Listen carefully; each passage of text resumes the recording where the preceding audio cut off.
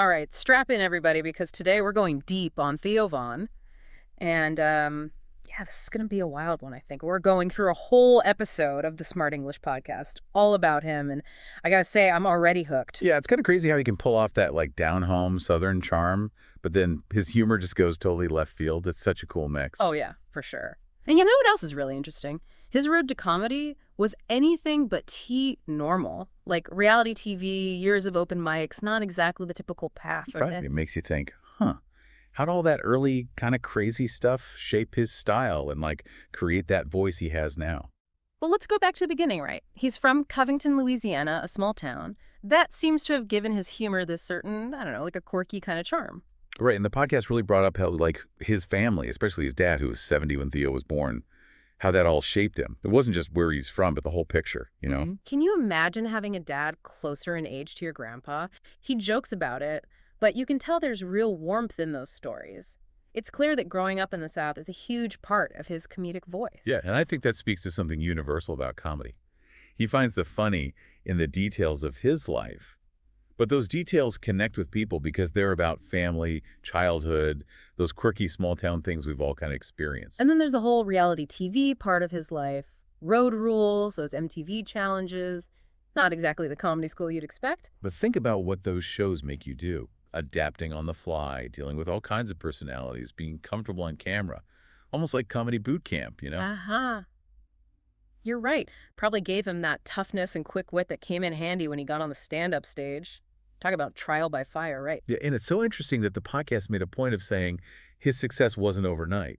He put in the work, did tons of open mics, had those setbacks that come with being a comedian. Hmm. Real tenacity there. Okay, but let's get to the core of it.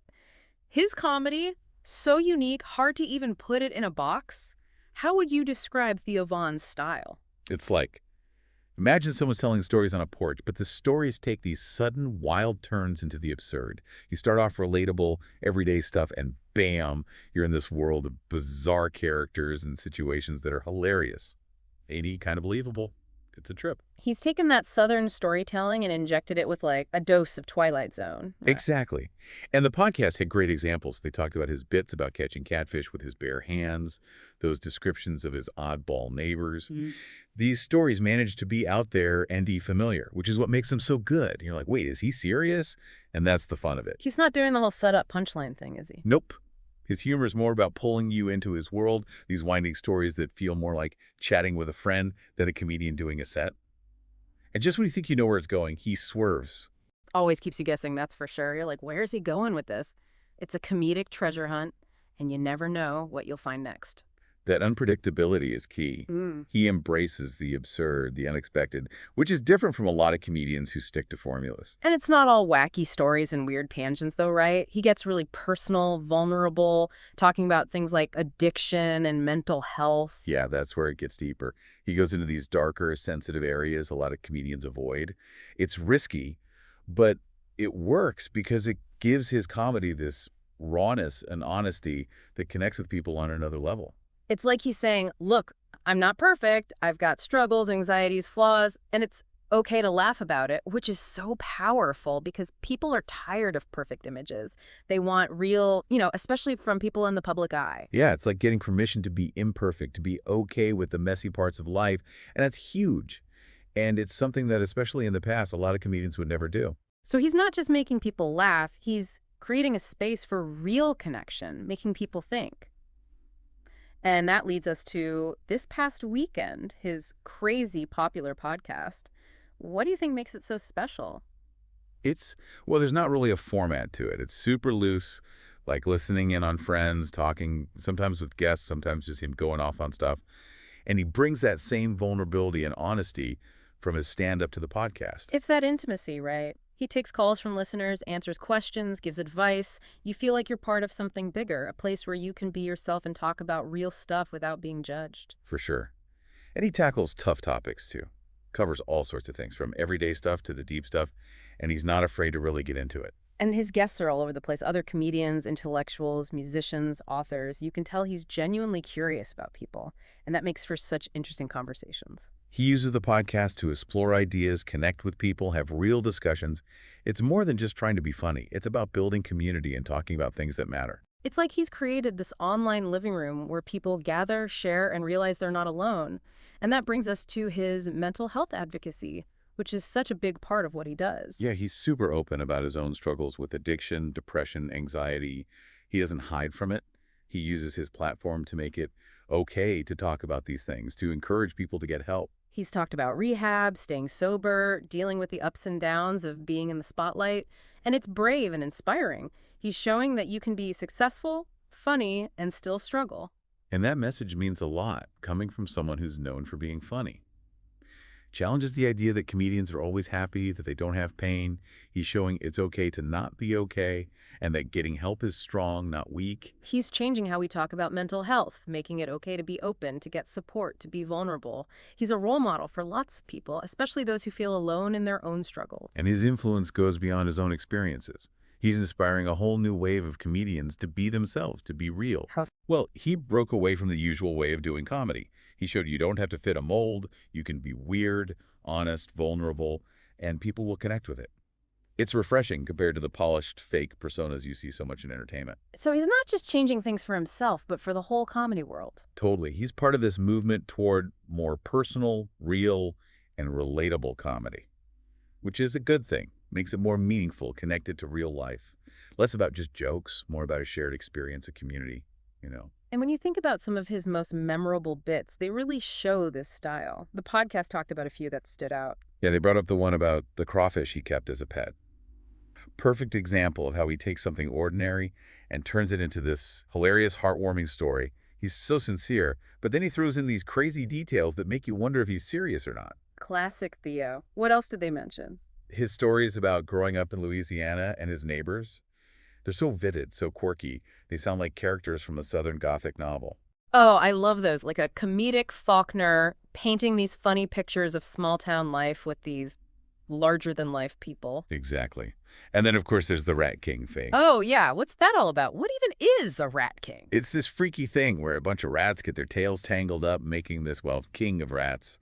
And Theo took that weird idea and made a whole comedic persona out of it. It's so strange and lovable, and it's become this signature thing his fans love. It's amazing how he can take something so bizarre and make it relatable, even endearing. That's his genius. Yeah. He finds humor in the unexpected, the things most people wouldn't think twice about. So where does he go from here? Stand-up, podcasting, even some acting. What's next for Theo Von? That's the best part. Who knows? The podcast hosts guess he might do more acting, maybe even serious roles, which wouldn't surprise me. You've got the range. Oh, yeah, I could totally see that. He'd bring something unique to any role. They also mentioned him maybe doing more with this past weekend, like a live show or a variety show, mixing comedy, music, interviews. Now, that would be awesome. I can picture him on stage riffing with the crowd, bringing that humor and heart to a live setting. Whatever he does, I bet it'll be unexpected, smart, and entertaining. He's one of a kind, and that's why he's so fun to follow. He's a constant reminder that you can find humor anywhere, and that being real and vulnerable is how you connect with people on a real level. Totally. Yeah. And that's a lesson for comedy A&D life. Well said. I think we've covered a lot, but it feels like we've only scratched the surface of Theo Von. There's so much more to explore in his work, and I'm ready to dive deeper. It's kind of wild how Theo's success lines up with this whole thing where people want realness, especially from celebrities. It's refreshing in a world of perfectly curated online personas. It totally is. Social media is all about this perfect image, but Theo's here's all my weirdness, my flaws, my anxieties, take it or leave it, and people love him for it. It's like, hey, maybe I'm not so messed up after all. Right. It's that permission to be imperfect, to embrace the messy stuff that connects. And it's something that, especially in the past, a lot of comedians wouldn't touch. He's definitely shaking things up in the comedy world. Speaking of which, we got to talk about his storytelling. It's not just what he says, it's how he weaves those narratives. It's almost hypnotic. The Smart English podcast called it this mix of Southern storytelling and surrealism. He'll start with something relatable, like a childhood memory or a weird character from his town, and then it goes in these unexpected directions. Like you're on this road trip with him and you have no idea what's coming next, but you're totally in for the ride because it's so entertaining. Exactly. And he's a master of detail. Yeah. He paints these pictures with his words, using descriptions that make you feel like you're right there with him, living those moments. Do you think that comes from growing up in the South? There's such a strong tradition of storytelling there, right? Absolutely. It's about pulling people in, making them part of a story, not just listening. And Theo nails that. It's Mm. like he's inviting you into his world, his memories, his way of seeing things. And it's not just the stories themselves, it's how he tells them. His timing, the pauses, it all adds to the humor. He's a master of the craft, for sure. And don't forget that little glint in his eye when he's telling a story. You can tell he's enjoying it, which makes it even funnier for the audience. He loves storytelling, and that passion is contagious. You know, we've talked about a lot his unusual path to comedy, that reality TV phase, his style, his podcast, mental health, his impact on comedy, anything we've missed. I think it's important to remember he's still growing as a comedian. He's always trying new things, pushing boundaries. Who knows what he'll do next? That's what makes him so exciting. You're right. It's that surprise factor, that feeling he's always one step ahead that keeps people hooked. He's not afraid to take risks, which keeps things fresh.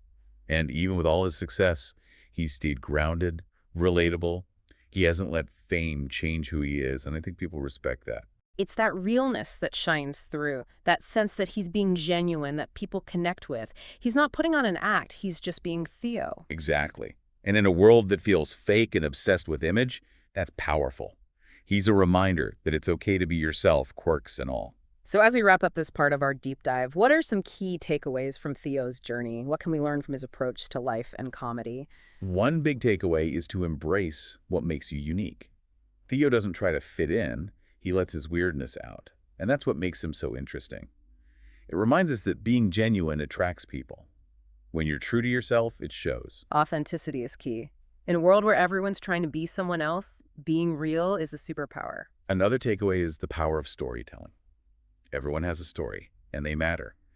Theo shows you can find humor anywhere, even in the tough times. His storytelling isn't just about jokes, it's about sharing, connecting, making people feel less alone. Exactly. And finally, Theo's journey shows that humor can be a force for good. He uses it not just to entertain, but to challenge norms, talk about mental health, and build community. He's showing that laughter can help us cope, connect with others, and heal. He's not just making us laugh, he's helping us process stuff and find light in the absurdity of life. And that's pretty awesome. He reminds us that even when things feel divided and cynical, humor can bring people together and make a difference. It's interesting, right? As we've been going through this Smart English podcast on Theo Vaughn, the thing that really stands out to me is how he's created this community around his work. It's not just fans, it's like a space where people feel like they belong, like they get it. Yeah, it's almost like, I don't know, a movement or something. He's built this world where it's okay to be yourself, to be kind of weird and vulnerable. And that's huge GE, especially these days. It's like he's giving everyone permission to just be themselves, flaws and all, which really hits home, you know? Especially with younger people who are constantly bombarded with this pressure to be perfect on social media. Totally. And that feeling of belonging, of not being alone in your struggles and your weirdness, people really need that. It's like an antidote to all the pressure to fit in that we all face. He's almost like a counterculture figure. But instead of rebelling, he's encouraging people to embrace who they are. It's subtle, but powerful. And it makes you think about how comedy's changing. It's not just about jokes anymore. It's about connecting with people on a deeper level, sharing those experiences, being vulnerable, maybe even finding some release in it all. It's about finding the funny in the dark stuff, the light and the absurdity of it all, and connecting through that shared experience. And Theo Vaughn is leading the way. Yeah, he's paving the path for a whole new wave of comedians who aren't afraid to be honest and real and, yeah, a little weird. And that's exciting. It feels like we're seeing comedy evolve into something more authentic and real, which is so needed. It reminds us that laughter can be more than just entertainment. It can connect us, help us heal, help us figure ourselves out. So as we wrap up this deep dive into Theo Vaughn, what's the one thing you hope people listening take away from all this? I'd say just be yourself. Yeah. Don't be afraid to be a little different, let your quirks show. And remember, you can find humor in the most unexpected places, even in the tough times. So well put. Theo Vaughn's journey shows us that being real is powerful. Being vulnerable can be a strength, and laughter, even when things are tough, can make a difference. Absolutely. If you're looking for a comedian who'll make you laugh and de-think and de-feel, check out Theo Vaughn, watch his stand-up, listen to his podcast, and see for yourself. And as always, keep exploring, keep asking questions, keep laughing, and keep those deep dives going. We'll catch you next time.